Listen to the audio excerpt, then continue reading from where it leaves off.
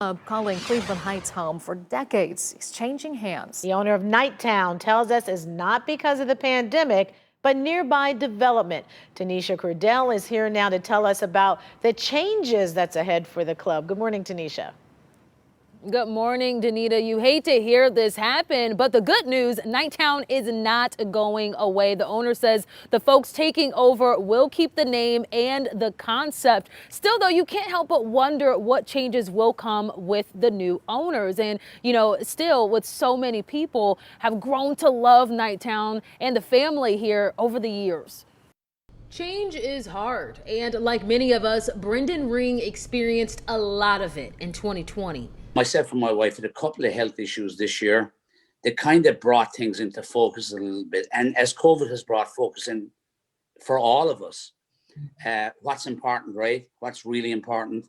Those changes followed him from home to work in Cleveland Heights. He says keeping his restaurant, Nighttown, open during a pandemic has been an uphill battle. I've been taking care of Nighttown since 2001. I've been there since 1992. Ring was the first in Cleveland Heights to close his doors before the state shutdown forced others to do the same. He reopened and ended up shutting down a second time. Ring says he got fed up enforcing new COVID health safety guidelines and started thinking about what's next. I took the decision that when these folks approached me, it might be time in my life to go smell the roses a bit with my wife. Ring says the city's $83 million top of the hill development project created interest in his property and ended with a deal causing Ring to sign over Nighttown to new owners. And I think really, really bright days are ahead for Cedar Fairmont and Cleveland Heights with what's going on.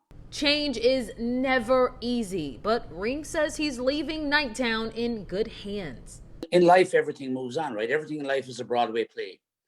And although the play will continue, this particular stage director is stepping down.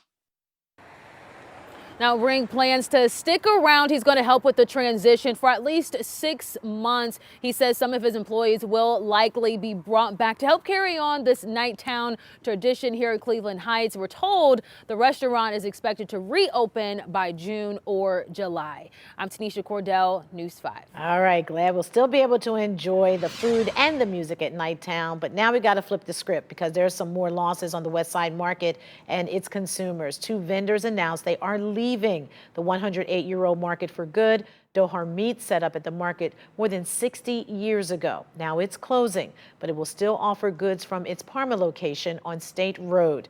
Cake Royale will also keep its storefront on Pearl Road in Old Brooklyn, but says profits at the market have fallen up to 70% during the pandemic. We've told you about changes the city of Cleveland made to help vendors, including suspending 3 months of rent. But issues at the market started before the pandemic. You can read much more about the problems and how the city is addressing them on our News 5 app. USA